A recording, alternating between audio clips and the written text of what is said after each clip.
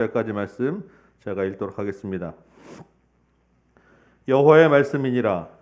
배역한 자식들아 돌아오라. 나는 너희 남편임이라.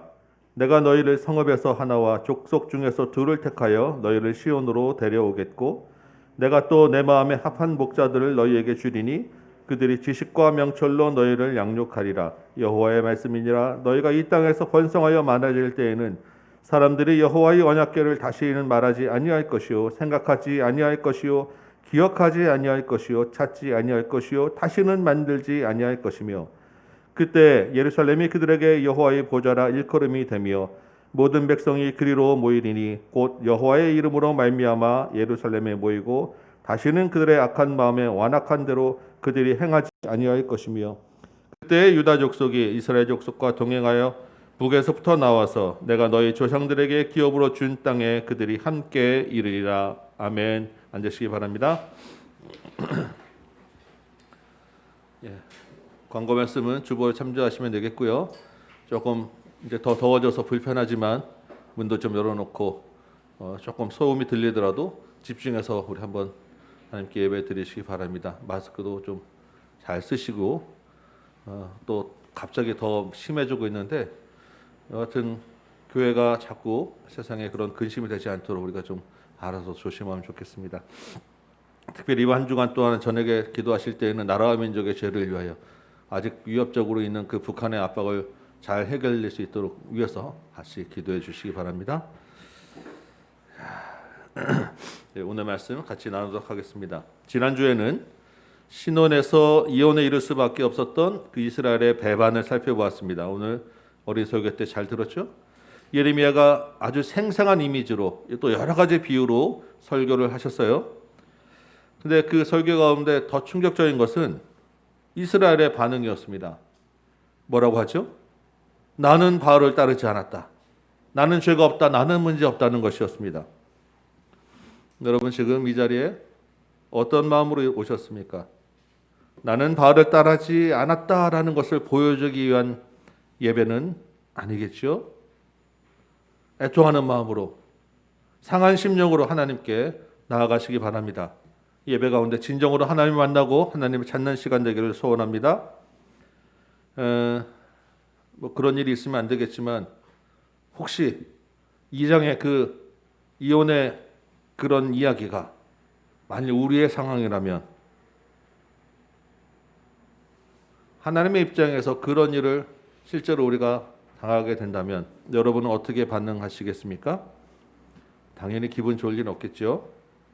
사랑에 대한 배신함, 배신감, 뻔뻔한 그 모습에 대한 분노로 아마 이혼 소리 도장 딱 찍고 뒤도 안 돌아보고 그냥 나와서도 한참을 씩씩대고 에이 하고 그냥 욕하시고 하지 않았겠습니까? 하나님의 마음은 어떠셨을까요? 하나님은 어떻게 반응하셨을까요? 지난주에도 예레미야가 충격적인 설교를 하셨는데 오늘 또 예레미야가 다시 한번 충격적인 설교를 하는 거예요. 오늘 3장 1절부터 한번 본문을 보면서 하나님의 마음을 좀 살펴보도록 하겠습니다. 1절이 이렇게 시작하죠. 그들이 말하기를 그냥 일반적으로 말을 이야기한다는 거예요. 가령 사람이 그의 아내를 버림으로 그가 그에게서 떠나 타인의 아내가 된다고 하자. 남편이 그를 다시 받겠느냐라고 묻습니다. 지금 무슨 말을 어떤 상황인지 이해되시죠?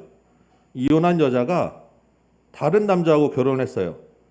그런데 다시 그 여자를 내 아내로 다시 받는 거예요. 다시 그 여자가 또 결혼한다는 거죠. 그게 가능하냐는 것입니다. 여러분 같으면 다시 받아주겠어요? 신명기 24장에서는 율법으로 그것은 안 돼라고 금지하고 있는 상황입니다. 질서가 깨진다는 거예요. 한편으로는 그 당시 상황으로 이해를 한다면 남자가 우월적이었죠, 여자보다. 그래서 남자가 여자들을 어떤 그런 성적 그런 그 욕심을 채우는 도구로 막 그냥 이용하는 것을 금지하기 위해서 율법으로 이것은 안 돼라고 딱 정하고 있는 상황이었어요. 본문에서도 그리하면 그 땅이 크게 더러워지지 아니하겠느냐라고 합니다. 그 여인이 누구예요? 이스라엘이라는 것입니다. 그래서 내가 이스라엘이 많은 무리와 행음하고서도 내게로 돌아오느냐? 안 된다라는 것입니다. 이스라엘이 행음하지 않은 곳이 없었어요. 음란과 행악으로 이 땅을 더럽혔습니다. 다시 돌아올 수 없다라고 이야기하시는 거예요.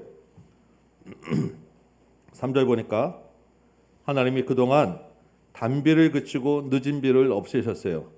선지자도 보내고 이웃 나라를 들어서 치기도 하고 가뭄도 들게 하고 여러 모양으로 깨닫도록 책망하셨다는 것입니다. 이스라엘에 있어서 이 늦은 비와 이른 비는 굉장히 중요하죠. 비가 자주 오는 때가 그 나라가 아니기 때문에 하나님이 비를 멈추게 하셨어요. 왜? 바알한테 가서 자꾸 비를 달라고 하니까 바알이 참신이 아니다라는 것을 보여주기 위해서 비를 멈췄다는 거예요. 여러 가지로 이스라엘을 깨닫도록 하나님이 조치를 취하셨는데 깨닫지 못하고 하나님께 돌아오지 않았다는 것입니다. 이스라엘이 죄를 짓고도 수치를 알지 못했다는 거예요. 그러면서 뭐라고 합니까? 오히려 하나님께 아버지라고 하면서 하나님은 언제까지나 진노하시는 분은 아닙니다. 그러면서 여전히 악을 행한다는 것입니다. 무슨 말입니까? 자기 욕심대로 할 짓 다 하면서 좋으신 하나님, 일주일에 한 번 교회 와서 나는 회개하면 돼. 그러고 나서 내 마음대로 아무리 살아도 하나님은 좋으신 하나님이기 때문에 나를 용서해 주실 거야. 일주일에 한 번씩 말로만 회개한다고 하고 사랑의 하나님, 좋으신 하나님을 앞세우는 것은 진정한 회개가 아니라라고 지금 이야기하는 것입니다. 이 시대에 소위 썬데이 크리스천이라고 이야기하는 그런 모습과 다를 바 없는 하나님의 지적이고 하나님의 책망의 말씀이에요. 어떻습니까, 여러분? 이 정도 되면 이제 하나님이 확실하게 이스라엘과 선을 그으신 거예요. 요만큼이라도 남아있던 그 미운정마저 하나님은 나의 아버지라 하면서 뒤로 돌아서 딴짓하는 것을 보고 잔정 다 떨어졌다는 것입니다. 1절에서 5절까지 말씀은 우리가 3장으로 되어 있지만 사실상 지난주 2장의 말씀과 붙어있는 말씀이에요. 2장에서 이혼하기까지 과정까지 왔죠. 지금 이 말씀에서 확실하게 이혼 증서를 써주고 내쫓았다는 것입니다. 갈라쓴 거예요. 율법적으로도 안 되는 일이고 감정적으로도 이제 남은 적 다 떨어졌어요. 확실하게 이혼 증서를 썼다라는 것이 3장 1절에서 5절까지의 말씀입니다. 그런데 6절 말씀 보실까요? 6절. 요시아 왕 때 여호와께서 예레미야에게 또 말씀하시는 거예요. 2장에 이어서 하나님이 이혼 증서를 써야 했던 지금 그 시대적 배경은 아이러니하게 국가적 회개가 일어났던 요시아 왕 때라는 것입니다. 어떤 말씀 하시는지 계속 보겠습니다. 너는 배역한 이스라엘이 행한 바를 보았느냐? 그가 모든 높은 산에 오르며 모든 푸른 나무 아래로 가서 거기서 행음하였도다. 솔로몬 이후에 이스라엘 왕국은 둘로 나뉘었죠. 북쪽 이스라엘과 남쪽 유다. 여기서 배역한 이스라엘이라고 하는 말은 북쪽 이스라엘을 가리키는 말이에요. 북쪽 이스라엘은 온갖 우상 숭배를 다 했습니다. 금송아지를 만들고 이 금송아지가 하나님이다라고 하면서 섬겼어요. 바알도 먼저 받아들였습니다. 북쪽 이스라엘의 왕은 역대로 한 명도 선한 왕이 없었어요. 하나님을 섬기는 왕이 없었습니다. 7절에 보니까 하나님은 그래도 인내하며 돌아오기를 기다렸는데도 회개하지 않았다는 거예요. 결국 북쪽 이스라엘을 내쫓고 이혼 증서를 써주고 말았습니다. 그 결과 무엇입니까? 북쪽 이스라엘이 먼저 아수르에게 처참하게 멸망당하고 만 것입니다. 이게 지금 예레미야가 말씀하고 있을 때보다 한 100년 전에 있었던 일이에요. 이러한 북쪽 이스라엘의 타락과 멸망 과정을 누가 보고 있었습니까? 바로 붙어있는 남쪽 유다가 생생하게 보고 있었던 것입니다. 그런데 이 남쪽 유다가 하나님을 두려워하지도 않고 자기도 가서 행음하고 우상을 섬겼다는 거예요. 배역한 북쪽 이스라엘에 이어서 남쪽 유다도 반역한 자매가 되었다는 것입니다. 이 말씀을 외칠 때가 언제라고요? 요시아 왕 때. 왕이 앞장서서 마음을 찢고 온 나라를 하나님 앞으로 이끌어가려고 애쓰는 그때, 큰 종교 개혁이 일어난 그때 하나님의 평가는 10절 말씀입니다. 이 모든 일이 있어도 그의 반역한 자매 유다가 진심으로 내게 돌아오지 아니하고 거짓으로 할 뿐이었다라는 것입니다. 비록 왕은 마음을 찢었지만 온 백성은 돌아오지 않았어요. 회개한 것처럼 행동할 뿐이었다는 것입니다. 국가적인 회개가 국가적인 기만이 되었다는 것이죠. 바로 앞세대에 북이스라엘이 하나님을 떠난 죄로 망하는 모습을 생생히 보았음에도 그 역사의 교훈을 얻지 못했다는 것입니다. 아니, 겉모습은 역사의 교훈을 얻었어요. 그러나 마음은 여전히 변화가 없는 가식과 기만이었다는 것입니다. 북쪽 이스라엘이나 남쪽 유다나 아무런 차이가 없다는 것이 충격적인 하나님의 평가예요.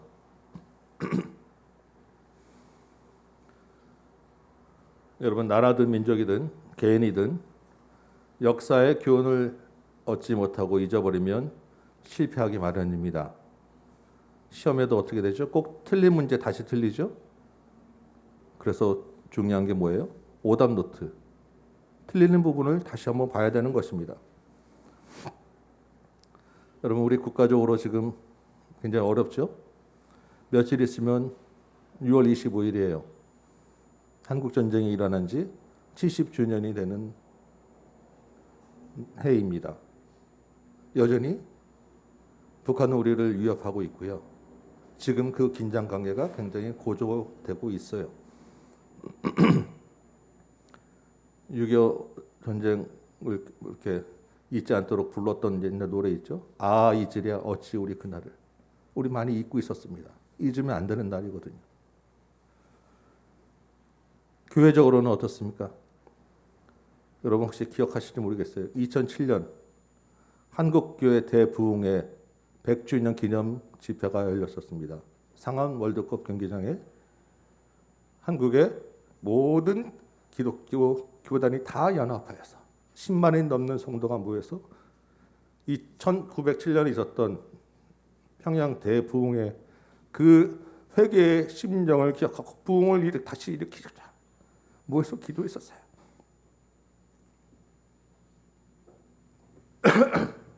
그 예배 때 돌아가신 오카는 목사님이 설교하시면서 이놈이 죄인입니다.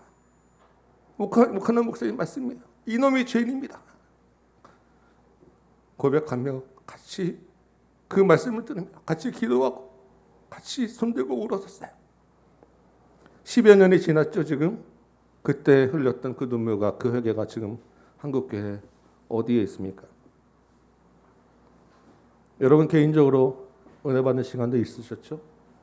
여러분 개인적으로 감동의 눈을 흘리고 하나님께 기도한 적 있으셨죠? 그리고 돌아서서 그 후에 여러분의 삶은 어떻습니까? 그 회개로 인한 삶의 변화가 있으셨어요? 지금 여러분은 어떤 예배를 드리고 계십니까? 혹시 개인이나 교회나 모습은 요시의 때의 종교 개혁인데 실제는 거짓으로 반역한 유다는 아니겠냐는 것입니다. 회개라고 하는 것이 어느 한순간에 눈물이 다는 아닙니다. 지속적으로 우리의 마음과 생각이 하나님을 향하고 있느냐가 중요한 것이에요. 이것을 하나님을 향한 성향이라고 이야기를 합니다. 이 성향이 지속적으로 우리의 삶에 영향을 미쳐서 우리의 삶이 바꿔져 나가는 것이 진정한 회개라는 거예요. 우리의 구원도 마찬가지입니다. 어느 한순간 한 이벤트로 끝나는 게 아니에요. 지속적으로 하나님과의 관계가 이어져 나가는가. 이것이 구원의 열매인 것입니다. 하나님은요, 우리의 마음의 실제적 변화를 보시는 거예요. 우리가 성경을 왜 봅니까? 성경의 역사에서 교훈을 얻기 위함 아니겠습니까? 말씀에서 교훈을 얻고 우리의 삶이 하나님께로 나아가는 저와 여러분 되시길 소망합니다. 오늘 1절부터 10절까지만 말씀만 보면, 여기까지만 보면 이혼으로 이제 완전히 끝나는가 보다 싶었는데 11절에서 하나님이 반전의 말씀을 주시는 것입니다. 한번 11절부터 보실까요? 하나님이 말씀하시죠. 배역한 이스라엘은 반역한 유다보다 자신이 더 의로움이 나타났나니 배역한 이스라엘아 돌아오라. 나의 노한 얼굴을 너에게 향하지 아니하리로다. 나는 긍휼이 있는 자라 너를 한없이 품지 아니하느니라. 하나님이 그 우상 숭배로 타락해서 망한 이스라엘을 향하여서 남쪽 유다보다 더 낫다고 하는 것입니다. 그러면서 북쪽 이스라엘을 보고 돌아오라고 부르시는 거예요. 14절은 더 노골적으로 말씀하시죠. 나는 너희 남편이다. 돌아오라. 8절에서 이미 이혼증서 써주고 내보냈죠. 쫓아낸 아내에게 다시 돌아오라고 호소하고 있는 것입니다. 여러분 아까 3장 시작할 때 처음 시작할 때 얘기했었죠. 이미 율법적으로 안 되는 일이라고 금지된 일이라고 이야기했었어요. 그래놓고 남편이 집 나간 아내를 다시 받아주겠다는 것입니다. 이게 어떻게 가능하냐는 것이죠. 안 된다고 해놓고 율법으로도 안 된다고 했는데 지금 하나님은 집 나간 아내를 다시 받아주겠다고 이야기하는 거예요. 이게 어떻게 가능하냐는 것입니다. 가능하죠. 왜? 율법을 뛰어넘는 하나님의 긍휼하심이 있기 때문입니다. 다시 말하면 율법이 하나님의 본심이 아니라 긍휼하심, 그 하나님의 사랑이 하나님의 본심이라는 거예요. 북쪽 이스라엘의 마지막 선지자가 누구였습니까? 호세아라고 하는 선지자죠. 여러분 호세아의 내용을 기억하십니까? 호세아가 바로 이 내용을 가지고 이 몸으로 살았잖아요. 하나님이 선지자에게 가장 음란한 여인을 아내로 맞이하라고 하였습니다. 그 여자가 고멜이라고 하는 여자예요. 같이 데리고 살았는데 다른 집을 나가서 다른 남자에게 갔습니다. 선지자가 어떻게 하죠? 여자를 아내를 찾아가요. 다른 그 남자에게 가서 대가를 지불하고 다시 그 아내를 집으로 데려와서 아내로 맞이하는 것입니다. 이게 무엇을 말합니까? 하나님의 긍휼과 하나님의 사랑을 말하는 거 아니에요? 율법으로는 안 되는 거지만 이미 하나님은 호세아에게 그 행동을 하게 하셨고 몸으로 살게 하셨고 지금 다시 그 말씀을 하고 있는 거예요. 19절에서 22절 말씀 볼까요? 하나님이 또 뭐라고 하십니까? 집 나간 아내를 받아주시는 남편뿐만 아니라 모든 것을 용서하고 받아주시는 아버지라고 이야기하는 것입니다. 탕자의 비유 기억하시죠? 집 나간 아들이 돌아오기를 기다리다가 먼 발치에서 저 먼 발치에서 그림 보이니까 먼저 뛰어가서 끌어안고 입 맞추고 아들로 다시 받아주는 그 아버지가 바로 하나님이라는 것입니다. 하나님은 다시 들어와 하나님 편에서 복을 누리게 하시는 것, 이게 하나님의 마음, 하나님의 본심이라고 이야기하고 있는 것입니다.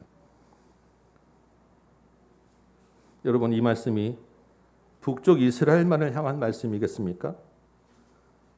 본문은 배역한 이스라엘이 반역한 유다보다 더 의롭다고 하였지만 실제로 북이스라엘이 남쪽 유다보다 더 의로웠습니까? 전혀 아니에요. 훨씬 더 악했습니다. 아무리 많이 양보해도 둘 다 차이 없을 정도예요. 그런데 이미 망한 그 북이스라엘도 받아주시겠다고 돌아오라고 하는데 하물며 하나님이 지금 예레미야 시대에 종교 개혁을 일으키고 있는 남쪽 유다가 회개하고 돌아온다면 하나님이 안 받아주시겠냐고요. 요시야 때 가식적 회개를 하는 남유다 백성들에게 돌아오라, 진정한 회개를 하라고 간절하게 호소하고 있는 것이 바로 오늘 말씀인 것입니다. 아니 무슨 전능한 창조주 하나님이 이렇게 조그만 나라의 백성들에게 이렇게까지 목매달고 질질 끌려간단 말입니까?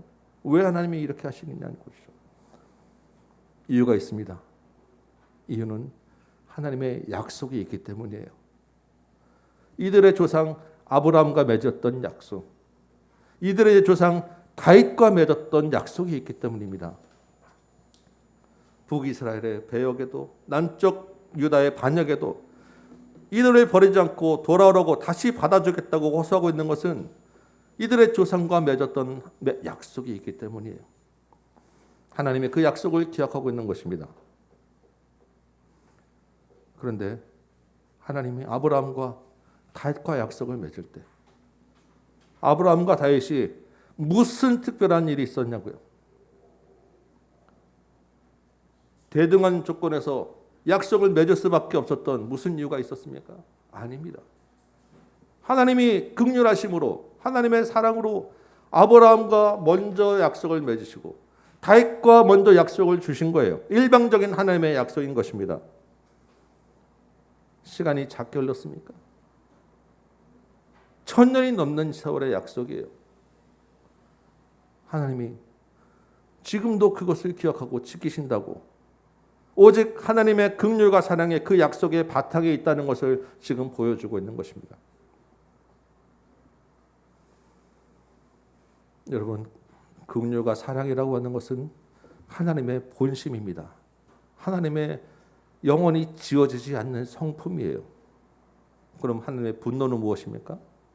분노는 죄에 대한 반응일 뿐입니다. 그러면 죄를 회개하고 죄를 제거하면 분노는 사라지게 되어 있습니다. 남는 건 뭐예요? 하나님의 본심, 영원히 지워지지 않는 긍휼과 사랑은 영원히 남아있는 것입니다. 그러기에 하나님 뭐라고 하세요? 다시 돌아오라. 다시 돌아오라. 다시 시작하고 하자고 말씀하는 것이에요. 이 다시 돌아오라고 하는 그 돌아오는 조건이 하나 있죠. 뭐라고 이야기합니까? 먼저 너희 죄를 자복하라. 13절 말씀이에요. 너희 죄를 자복하라. 자복하다고 하는 말은 알다라고 하는 말입니다. 인정하다, 알다. 우리가 하나님을 알아야 된다. 하나님을 알라라고 할 때 쓰인 히브리 단어하고 똑같은 말이에요. 그냥 단순히 지식적으로 아는 것이 아니라 죄를 진정으로 직면하라는 것입니다. 죄를 인정하라는 것이에요. 그것이 회개의 시작이라는 것입니다. 여러분, 범인이 죄를 자백하는 것이 그 사건의 해결이죠. 범인이 죄를 어떻게든 죄를 이제 자백해야 재판을 하고 판결하게 되지 않겠습니까? 그러면 죄를 자백하면 무죄가 됩니까? 아니죠. 죄를 자백하면 거기서부터 출발해서 그 죄값을 치르도록 판결이 내려집니다. 그게 정상이고 모든 게 다 그렇게 진행되는 거예요. 죄를 자백했을 때 참작은 조금 되겠죠. 그렇지만 죄값은 반드시 치러야 되는 것입니다. 그 죄값이 무엇입니까? 성경은 그 죄값이 사망이라고 하는 거예요. 사망. 우리가 죄를 자백하면, 죄를 인정하면 그 죄값을 치러야 되지 않겠습니까? 그 죄값이 사망이에요. 인간의 힘으로 그 사망이라는 죄값을 어떻게 해결할 수 있겠습니까? 그냥 죽고 끝날 수밖에 없는 것 아니겠어요? 여기에 긍휼과 사랑이라는 하나님의 본심이 작용하는 것입니다. 너희 죄를 자복하라, 인정하라. 그러면 우리는 죽고 끝나는 거예요. 그런데 하나님의 본심, 하나님의 긍휼과 사랑이 여기에 나타나서 그 죄값을 예수 그리스도라고 하는 하나님의 아들로 대신 지게 하셨다는 것입니다. 예수가 십자가에서 그 우리 죄값을 대신해서 죽음으로 인간의 반역과 배신과 불순종의 모든 죄를 지고 십자가에서 찢겨 나간 그 죄값을 치러주신 것입니다. 우리가 그 하나님의 긍휼하심을 입은 하나님의 본심의 은혜를 깨닫고 이 자리에 오게 됐다는 것입니다. 하나님의 긍휼하심으로 이 자리에 오게 된 여러분에게도 하나님이 약속하신 것이 있어요. 아브라함과 다윗으로부터 맺은 그 언약이 지금 우리에게도 이어져 있고, 왜? 우리도 하나님의 영적 아브라함의 자손이기 때문에, 하나님과 맺은 언약이 우리에게도 유효하기 때문에, 하나님의 그 본심을 향한 약속이 우리에게도 있는데요.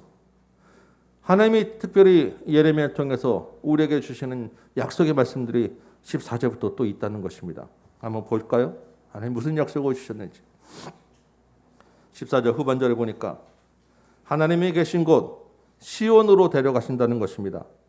하나님과 함께 있게 하려고. 지식과 영철로 양육할 목자를 주신다고 하십니다. 왜? 하나님의 마음과 하나님의 말씀을 알게 하려고. 하나님과 함께 있기 때문에 다시는 언약궤가 필요하지 않게 될 것이다라고 약속하셨어요. 언약궤는 무엇입니까? 언약궤 위에 하나님이 임재하시겠다고 하는 하나님의 상징이에요. 이제는 상징 필요 없다는 것입니다. 왜? 하나님이 실질적으로 우리와 함께 계시기 때문에. 그 상징을 보면서 하나님이 우리와 함께 하시는구나라는 걸 볼 필요가 없이 실제적인 하나님과 함께 있기 때문에. 그 언약궤 안에 뭐가 들어있습니까? 율법이 들어있죠. 율법으로는 죄를 해결할 수 없는데 그냥 하나님의 말씀이 그 우리를 바르게 하려는 그 율법인데 이제는 하나님의 말씀을 실제로 듣기 때문에 그 율법도 필요 없다는 것입니다. 그 율법을 하나님이 직접 우리 마음에 말씀하시기 때문에. 그리고 어디에 모입니까? 예루살렘에. 하나님이 계신 시온이 예루살렘이라는 거예요. 이 예루살렘이 어떤 곳이겠습니까? 저게 지금 중동 땅 이스라엘이라고 하는 곳에 있는 이 땅의 예루살렘이겠냐고요? 아닙니다. 하나님이 지금 여기서 말씀하시는 예루살렘은 새 예루살렘이에요. 요한계시록에 나오는 새 예루살렘, 새 하늘과 새 땅. 하나님이 영원히 함께 계시는 새 예루살렘에 들어가서 우리와 함께 지내고 더 이상 우리를 구속하는 것들은 필요 없게 된다고 약속해 주신 거예요.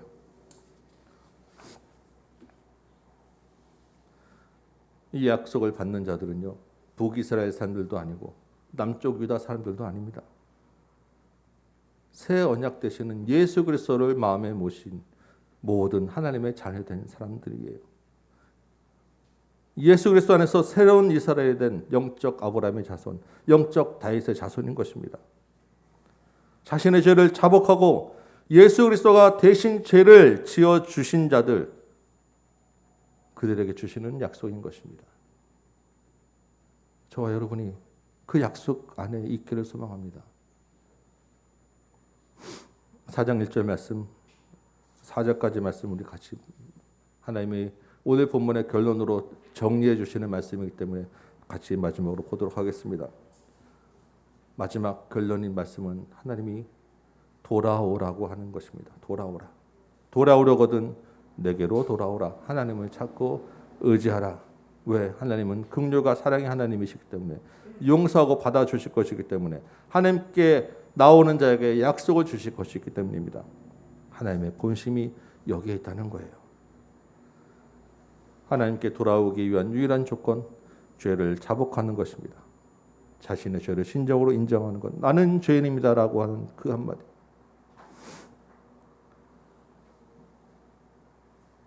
하나님의 목전에서 가져간 것을 버리고 진실과 정의와 공의를 행하고 묵은 땅을 갈고 마음의 할례를 행하라. 4장 1절부터 4절에 있는 말씀입니다. 예수 그리스도를 마음에 모시고 진정한 회개로 인한 삶의 변화를 가져오라는 것이죠.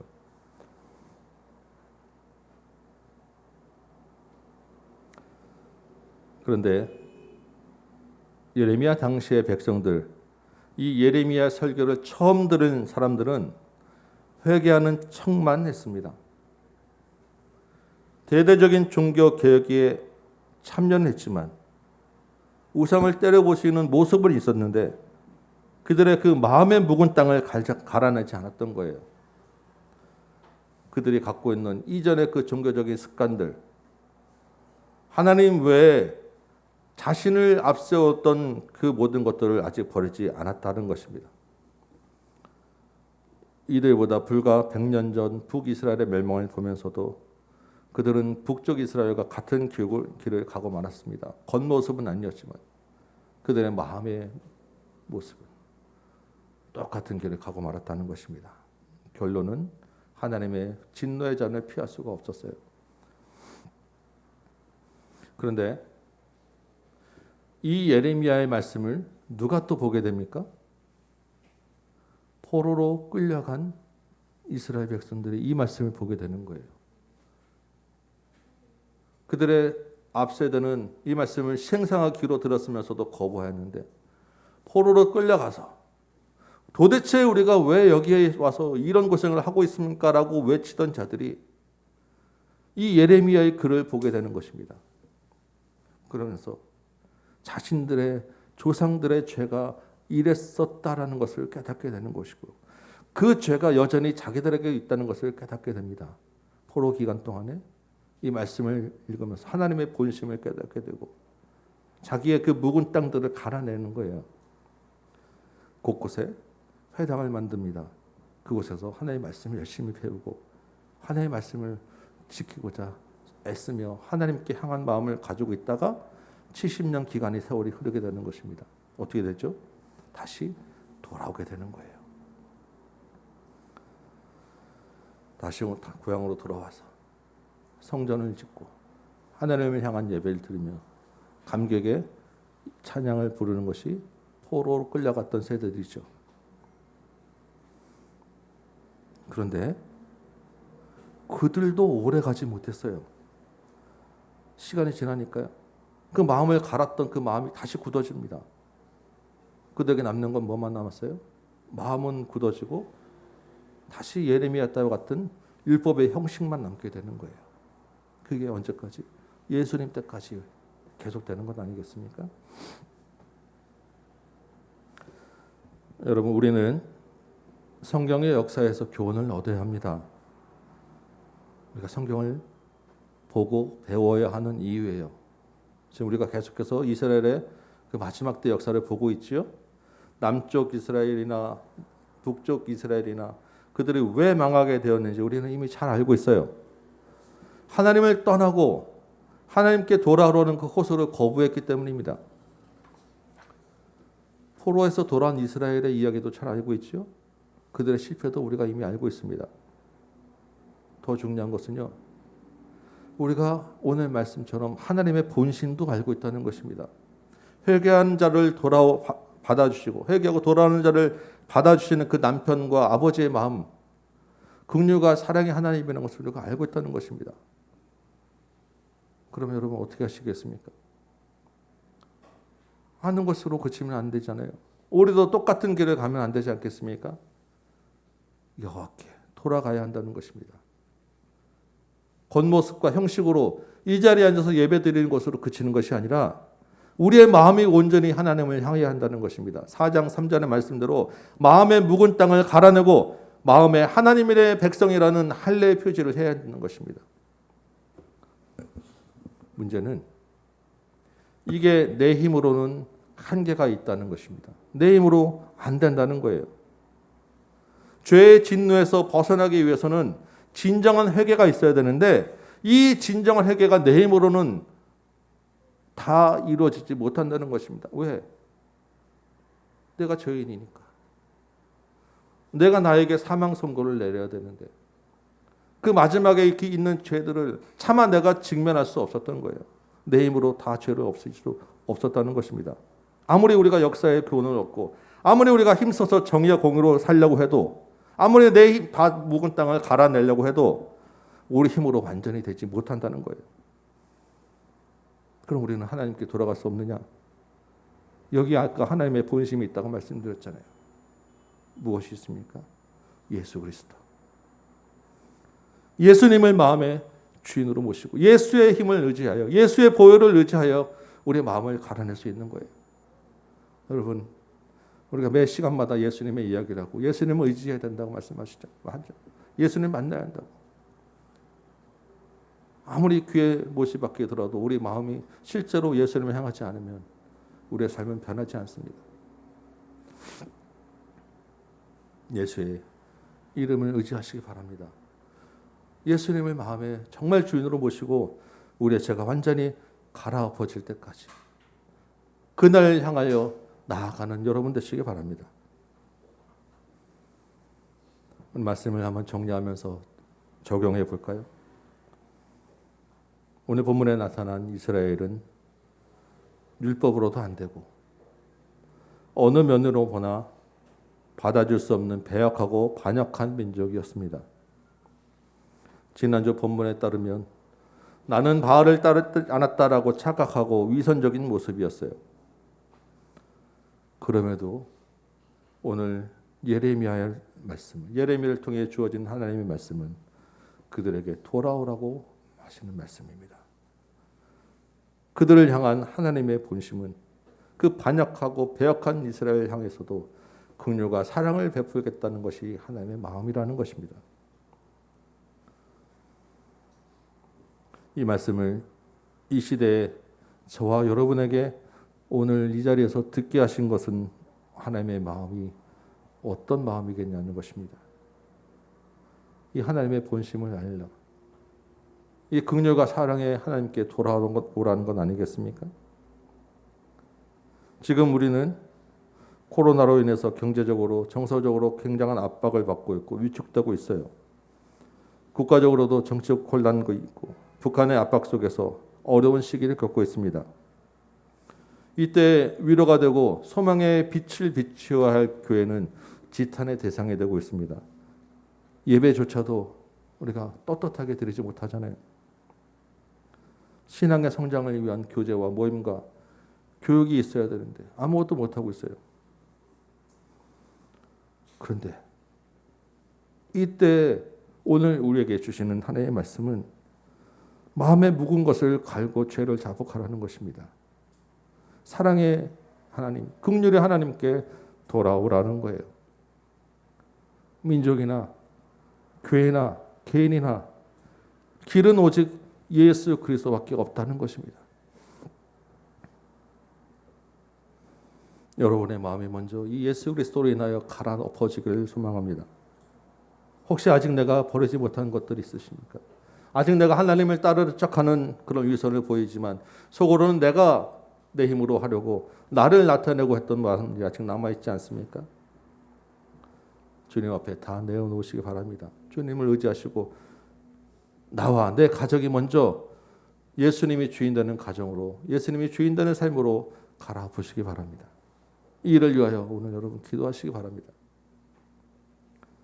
그리고 특별히 나라와 민족의 죄를 위하여 우리 같이 기도하시면 좋겠습니다. 지금 이 어려운 시대에 예레미야 때와 같은 이 때에 하나님이 우리에게 하나님의 본심을 알려주셨어요. 민족이 회개하고 하나님께 돌아오기를 바라시는 하나님의 마음을 전해주신 것입니다. 우리에게는요, 예레미야와 같은 이 시대에 선지자적 사명이 있는 거예요. 제사적 그 제사장의 사명이 우리에게 있는 것입니다. 저와 여러분의 가정이, 우리 다음 교회가 민족이 회개하고 하나님께로 돌아오도록 하는 일에 부르심을 받았다는 것입니다. 이 시간에 우리 개인과 가정을 위해서, 그리고 나라와 민족이 하나님의 본심을 알고 하나님께 돌아오길 위해서 기도하기 바랍니다. 이 한 주간 동안에 가정과 민족의 선지자와 제사장으로서의 사명을 감당하는 저와 여러분 되시길 소망합니다. 우리 안에 있는 예수 그리스도를 의지하여서 하나님의 사랑과 긍휼을 전하는 저와 여러분에게 주님의 은혜가 충만하기를 축원합니다. 우리 찬송 한 장 부르시고 우리 같이 말씀을 생각하며 개인과 가정과 나라와 민족을 위하여 기도하도록 하겠습니다. 우리 527장이에요. 527장.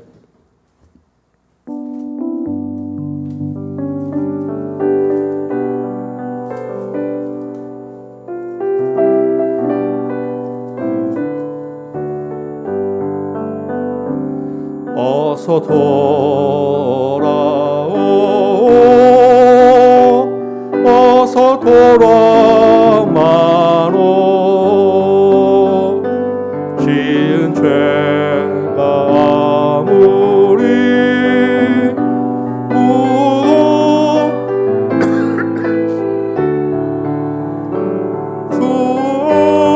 주지 못함 당하고 또 받으시리요. 우리 주의 나